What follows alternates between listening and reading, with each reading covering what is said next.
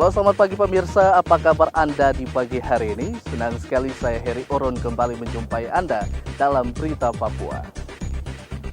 Sejumlah informasi dan berita aktual telah kami sajikan dalam tim redaksi kami. Berikut 3 berita utama yang akan kami sajikan untuk Anda.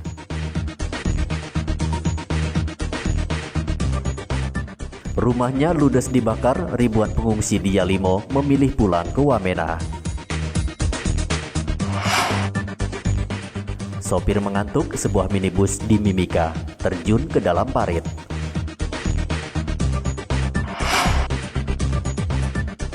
Penumpang pesawat yang masuk ke Merauke wajib menunjukkan surat bebas COVID-19 berbasis PCR.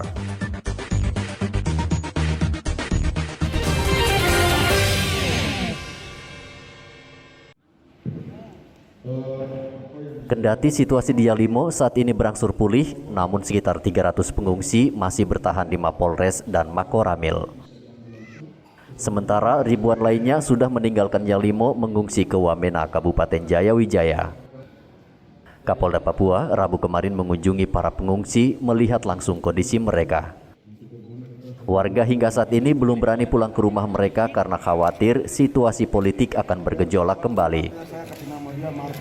Karena itu mereka minta untuk memberi nama, ya saya memberikan nama yang paling simpel saja ya Marta, karena kebetulan mama saya juga Marta. Memang nama Marta ini kan perempuan tangguh ya, jadi ya saya memberikan kepada dia, mudah-mudahan dia juga akan menjadi perempuan tangguh di besar kalau besar nanti dia tidak mudah untuk pantang menyerah, karena dia lahir kan di tengah-tengah peristiwa ya. Ya kita harus menjadi orang yang optimis. Saya pikir ini kan cuma dia stagnan. Tadi kan mereka bilang, mereka kan ingin kembali juga untuk berusaha di sana, sambil menunggu melihat situasi yang ada di Yalimo. Memang bisa kita prediksi lanjutkan setelah nanti PSU 103 bulan ke depan ya. Kalau PSU itu bisa terjadi, nah itu bisa terjadi di Alande atau bagaimana. Kalau sekarang kan kita tidak bisa berandai-andai kan, ini sedang dalam proses ini. Saya selaku Kapolda akan berusaha untuk melakukan pendekatan-pendekatan supaya bagaimana dengan putusan MK itu, baik khususnya kepada pasangan 01 ya. Nah, di samping itu kan hari ini kita akan kirim apa yang merupakan tuntutan mereka, baik kepada KPU RI, kepada Bapak Mendagri, Bapak Menko Polhukam, nanti akan kita teruskan. Sementara itu jumlah warga yang mengungsi dari Elelim ke Wamena berjumlah 1.025 orang. Mereka menggunakan jalur darat. Kendati situasi di Yalimo sudah aman, namun pendukung paslon nomor urut 1 masih berjaga di sejumlah lokasi. Mereka mempersenjatai diri dengan panah dan tombak. Kerusuhan yang terjadi di Yalimo dipicu kekecewaan pendukung Erdi Dabi dan John Willil karena pasangan ini didiskualifikasi Mahkamah Konstitusi dalam sengketa pilkada beberapa waktu lalu. Ratusan fasilitas umum milik pemerintah dirusak massa. Polda Papua telah menyiagakan ratusan personel bersenjata lengkap guna mengantisipasi hal-hal yang tidak diinginkan. Tidak ada korban jiwa dalam kerusuhan tersebut. Hendra melaporkan dari Yalimo, Papua.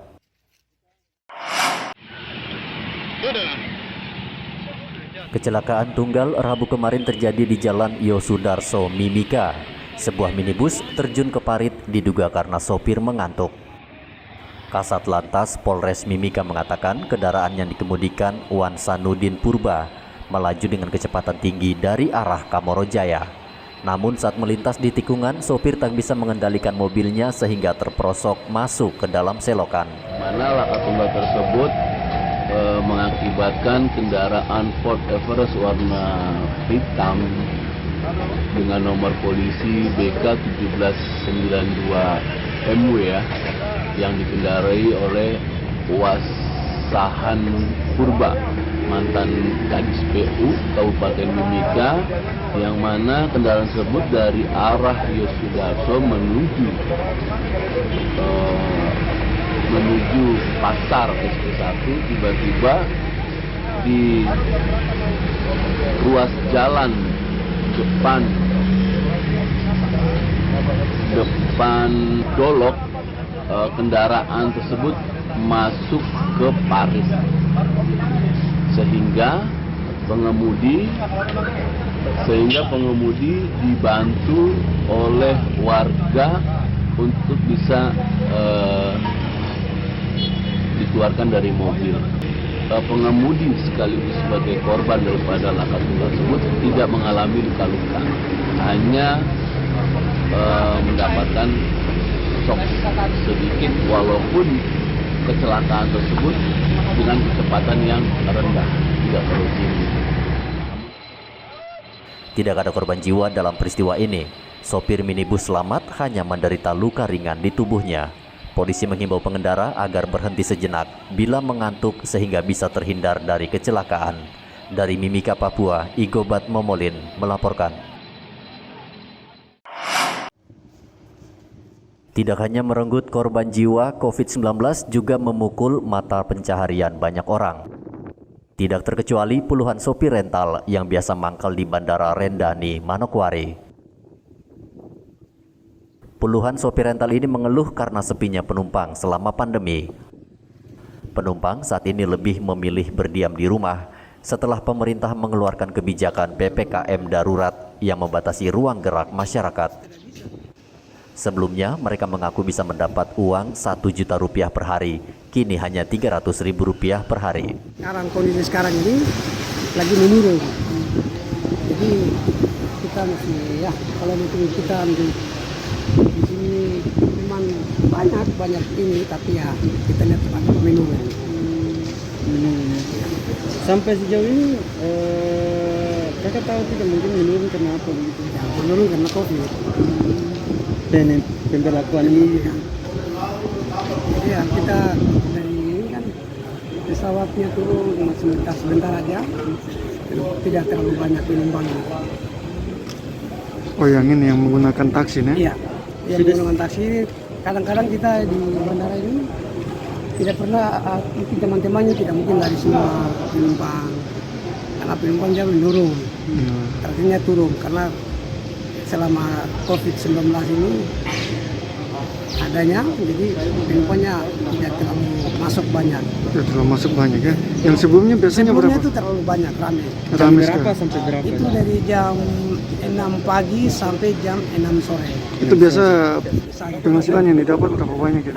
Kalau untuk kita, kalau sebelum COVID, ya? Sebelum COVID itu kita minimal bisa dapat habis 1 juta satu hari bisa. Kalau saat COVID ini? Kalau saat ini memang menurun sekali. Jadi paling kita juga dapat satu kali itu 300 atau 200. 200, ya? Kalau yang hari ini apa misalnya jam-jam segini sudah bawa? Sudah. Sudah berapa kali mungkin? Ya, paling 3 atau 4 kali. 3-4 kali sampai jam 11 ini. So, paling kita nggak targetkan pesawat, 1 kali pesawat turun kita sudah lari. Kita 1 pesawat lari. Kalau sekarang ini memang pesawat turun, kita duduk aja. Sampai jam 11 pun belum tentu. Belum tentu untuk kita dapat penumpang. Banyak kita, teman-teman kita ini banyak semua. Itu mobil semua ada parkir aja gitu. Sopir rental berharap Pemda meninjau ulang kebijakan ini dan tidak memukul rata karena nafkah mereka sangat bergantung dari sewa menyewa kendaraan. Pemda Papua Barat sebelumnya membatasi penerbangan yang masuk ke Manokwari selama 2 pekan untuk menekan laju penularan COVID-19. James Aisoki melaporkan dari Manokwari, Papua Barat. Penyebaran COVID-19 di kalangan polisi terus terjadi. Dari hasil pelacakan, ada 4 polisi Merauke yang kembali terpapar COVID-19. Keempat anggota polisi yang terpapar tidak bergejala sehingga hanya diisolasi mandiri. Wakapolres Merauke Kompol Leonardo Yoga meminta seluruh polisi waspada dan tetap menerapkan protokol kesehatan secara ketat. Di masa pandemi COVID-19 ini ya, memang harus kami sampaikan, untuk personil Polres Merauke sendiri saat ini sudah ada penambahan positif antigen COVID sebanyak 3 orang, jadi totalnya 16 yang sudah terkonfirmasi positif antigen.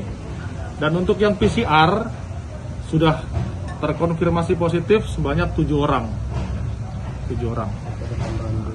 Terus ya kami sampaikan untuk kondisi pimpinan kami, Bapak Kapolres, puji Tuhan ya, saat ini sudah ada perbaikan yang sangat signifikan pada organ paru-paru beliau ya. Tadi kemarin malam sudah di ronsen dan tadi pagi kami mendapat hasil itu sudah cerah kembali untuk ya paru-parunya sudah cerah kembali.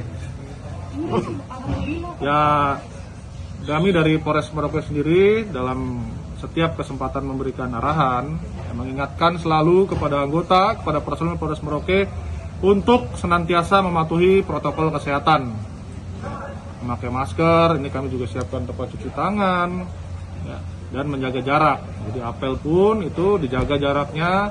Dan untuk kita pertemuan, baik itu pertemuan dengan internal maupun eksternal seperti yang ada saat ini kita laksanakan di ruang terbuka.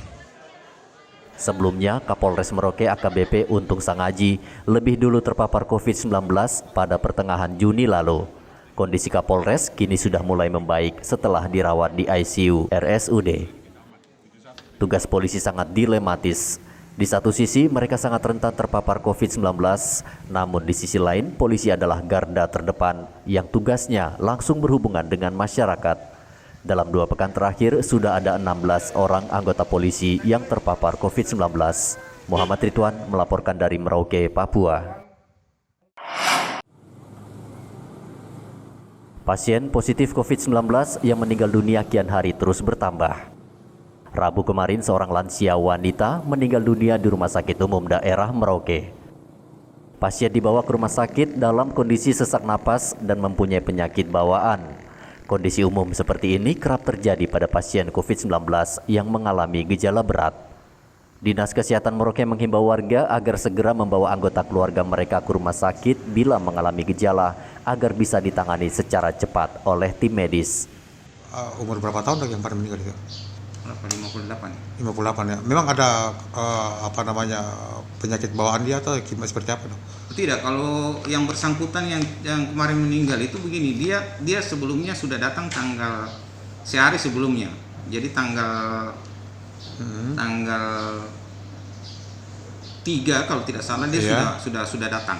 Yeah. Sudah datang, kemudian dengan sesak napas kita ukur teman-teman di rumah sakit saturasinya 70%. Tetapi dia menolak untuk dirawat. Ya, kondisinya memang perlu perawatan tapi dia menolak. Kemudian dia pulang. Kemudian tanggal 4 balik lagi dengan kondisi sesak makin hebat dan saturasi sudah makin menurun jadi 60%. Jadi ya kemudian dirawat tapi meninggal. Berapa hari dirawat itu, Dok? Tanggal 4, tanggal 6 meninggal, 2 hari. 2 hari aja ya, Dok. Iya. Perempuan ya, Dok ya? Perempuan. Penularan COVID-19 saat ini makin mengganas.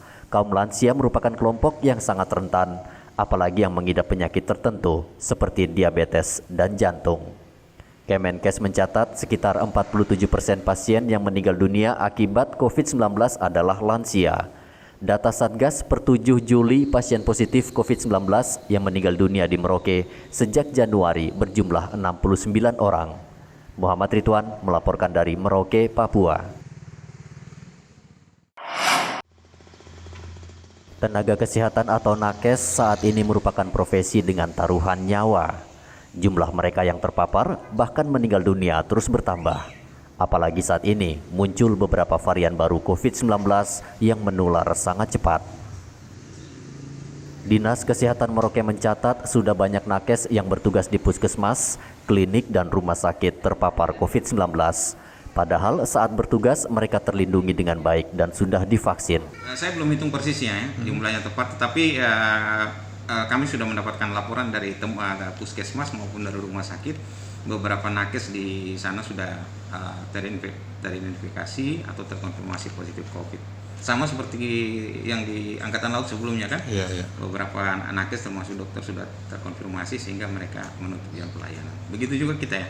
Jadi di rumah sakit ya ada perawat, ada dokter, kemudian di puskesmas juga ada bidan, ada petugas sampel yang mengambil swab, kemudian ada perawat juga yang sudah terkonfirmasi.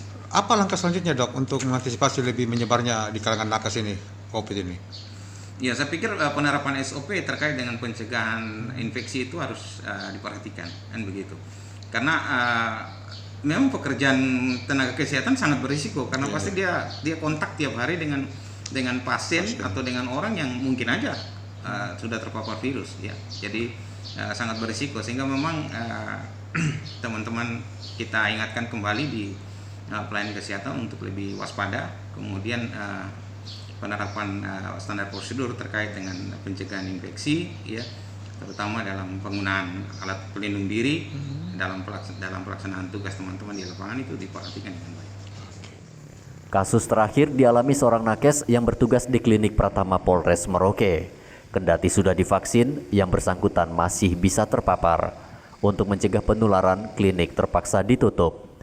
Ikatan Dokter Indonesia menyebutkan sejak Juni 2021 sekitar 400 dokter dan nakes meninggal dunia terpapar COVID-19. Sepatutnya lah warga menghargai tugas nakes dan dokter yang berjuang di garis paling depan dengan tetap disiplin menerapkan protokol kesehatan.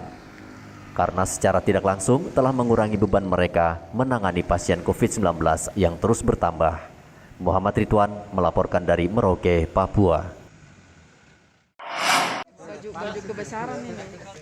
Satgas COVID-19 terus berupaya mencegah penyebaran virus di Merauke, salah satunya dengan rutin menyemprot cairan disinfektan. Penyemprotan dilakukan di sejumlah tempat di Merauke seperti perhotelan, perkantoran, dan rumah. Penyemprotan kembali digalakan karena meningkatnya penularan COVID-19 akhir-akhir ini. Untuk penjadwalan penyemprotan kita menerima surat mulai dari instansi dinas TNI Polri dan perorangan, memberikan surat kepada Satgas Covid atau di sekretariatan untuk meminta penyemprotan. Kami dari Satgas Covid bersedia, kita akan memberikan jadwal sehingga tidak lagi kita akan kehilangan arah sehingga jadi teratur. Jadi saya harap buat masyarakat yang ingin penyemprotan secara orang perorangan atau rumah tangga, kalau menyurat secara manual saja tertulis kami terima di Satgas Covid, sehingga himbauan dari kami Satgas, kami pada dasarnya perintah dari Pak Bupati menerima surat untuk penyemprotan, sehingga kami sebagai Satgas Covid mempunyai progres kerja. Jadi saya harap himbauan kepada masyarakat dalam hal ini untuk menyurat ya. Ya, untuk efektifnya kita akan langsung ke wilayah-wilayah yang terdampak dulu. Kalau untuk keseluruhannya kami nanti akan juga melaksanakan, sehingga kami penanganan dulu yang sudah terdampak dulu. Warga yang berminat tempat tinggal atau wilayahnya disemprot cairan disinfektan bisa menghubungi posko Satgas COVID-19 kapan saja karena petugas siaga selama 24 jam. Disinfektan memang cukup efektif membunuh bakteri maupun virus, namun memiliki dampak lain bagi kesehatan manusia, seperti sisa residu kimiawi. Oleh karena itu, warga tetap dihimbau menjaga kebersihan dan menggunakan masker serta jaga jarak, karena cara ini merupakan langkah paling efektif menangkal penularan COVID-19. Muhammad Ridwan melaporkan dari Merauke, Papua.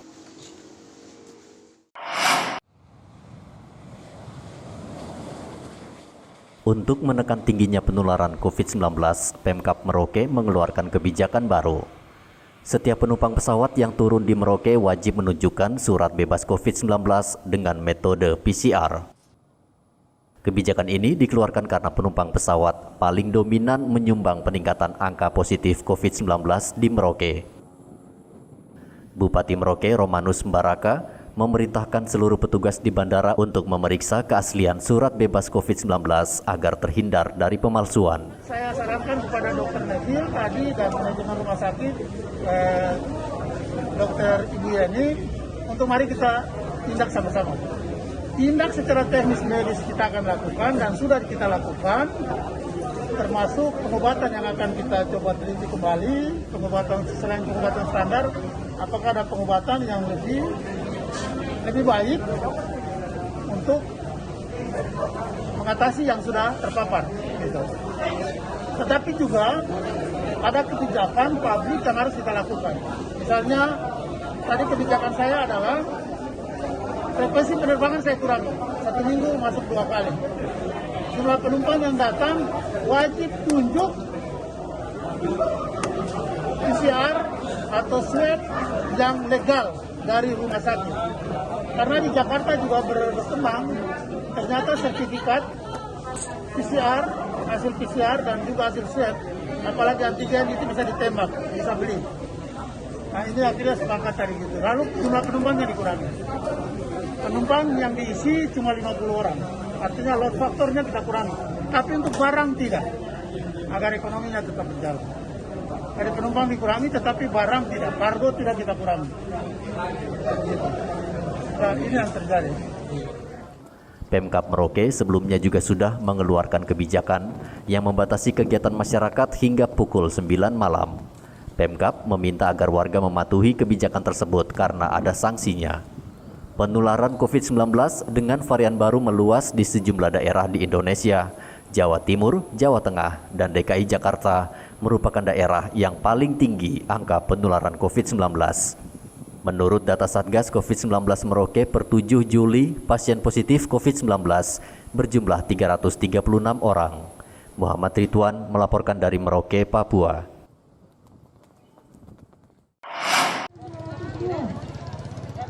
Pemerintah Provinsi Papua Barat gencar menggelar vaksinasi massal demi mencapai target pemerintah, yakni 1 juta vaksinasi per hari. Gubernur Papua Barat Domingus Mandacan Rabu kemarin melihat langsung vaksinasi massal bagi lansia dan warga di kampung Fanindi, Manokwari. Warga terlihat begitu antusias untuk divaksin.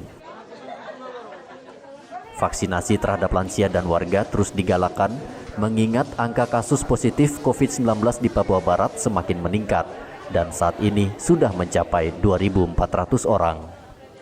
Untuk itu tadi kita sudah mulai di panen di dalam sini untuk masyarakat umat yang ada di sini yang kita ajak untuk kesehatan dan vaksin. Bisa kita lihat polisi hari ini kan cukup banyak ini. Tadi sebenarnya kita mulai itu jam 10, tapi ternyata dari jam 9 mereka sudah kumpul sini dan sebelum jam 10 tadi sudah mulai pendaftaran sampai dengan vaksin sudah berjalan. Antusias masyarakat. Luar biasa, antusias ini cukup banyak ini. Nah, dan kegiatan yang sama ini karena sudah kita pastikan bahwa ini pasti sampai sore. Sehingga besok kita istirahat. Nanti besok kita kan hari Kamis nanti kita mulai di kantor distrik Manokwari Timur nanti. Hari Kamis kita sana di Manokwari Timur. Kemudian hari Jumat juga tim juga istirahat dalam arti vaksin dan sebagainya. Nanti kita masuk Sanggeng lagi. Sanggeng hari Sabtu kita sana. Dan secara besar kita jalan. Kita manfaatkan selama 2 minggu untuk vaksin dari lokasi yang satu kepada lokasi yang lain. Artinya masyarakat semua divaksin begitu apa ya? Ya itu kita ajak semua, tidak usah takut, tidak usah ragu. Ini kan sudah dijamin, artinya vaksin ini kan sudah diuji semua. Saya sendiri aja lansia sudah vaksin juga 2 kali, bahkan saya mau vaksin lagi ke-3 kali gitu. Gubernur juga meminta warga tidak takut divaksin karena vaksin aman dan sudah lolos uji klinis Badan POM. James Aisoki melaporkan dari Manokwari, Papua Barat. Sosialisasi adalah salah satu cara efektif untuk mencegah penyebaran COVID-19 yang terus melonjak. Hingga saat ini banyak warga yang belum mematuhi pentingnya protokol kesehatan seperti penggunaan masker dan tidak berkerumun. Padahal ancaman COVID-19 nyata dan berbahaya. Rabu kemarin Satgas COVID-19 bersama polisi, tentara, dan Satpol PP menggelar apel bersama di halaman kantor Bupati. Apel ini digelar untuk mensosialisasikan pentingnya penegakan protokol kesehatan di tengah masyarakat. Apel Satgas COVID di Kabupaten Merauke ini sudah dilakukan tadi malam dan ini sebagai bukti tindak lanjut bahwa kegiatannya akan berlanjut terus dan hari ini kita akan melakukan sosialisasi berkaitan dengan surat edaran dari Pak Bupati Kabupaten Merauke. Jadi ini hari pertama, kedua, ketiga kita akan melakukan sosialisasi. Kemudian hari keempat kita akan melakukan represif lunak. Dalam hari ini kita melakukan tindakan tapi masih dalam keadaan lunak. Kemudian nanti di hari ketujuh kita akan melakukan represif, langsung mengambil tindakan. Apabila memang masyarakat tidak mematuhi aturan ataupun surat edaran yang sudah dikeluarkan oleh Pak Bupati sendiri. Artinya sudah dalam bentuk tindakan Pak Kabak? Ya, baik itu nanti di hari ke-7. Ketujuh ya. Di hari ke-7 kita akan melakukan tindakan itu. Nah, hari ini adalah sosialisasi terkait dengan apa saja Pak Kabak? Ya, ini hari ini kita sosialisasi berkaitan dengan surat edaran Pak Bupati yang sudah merupakan rapat internal, rapat dari seluruh jajaran, baik itu dari TNI Polri maupun SKPD dan stakeholder yang terkait. Isinya apa saja itu Pak Kabak? Ya, di situ sudah ada di surat edaran itu. Sudah ada semua pembatasannya untuk supermarket sampai jam 8, terus untuk kafe-kafe sampai jam 9, terus untuk di restoran pada saat makan 25% saja yang bisa makan situ bila perlu harus take away. Saat ini kegiatan masyarakat di Merauke dibatasi hingga pukul 9 malam. Sementara restoran dan warung makan kapasitasnya dibatasi hanya 25%. Satgas COVID-19 meminta warga mematuhi kebijakan ini. Muhammad Ridwan melaporkan dari Merauke, Papua. Pemirsa, informasi tadi mengakhiri jumpa kita dalam Berita Papua. Saya Heri Orun mewakili seluruh kerabat kerja yang bertugas mengucapkan terima kasih atas kebersamaan Anda. Selamat pagi, selamat beraktivitas dan wanyambe.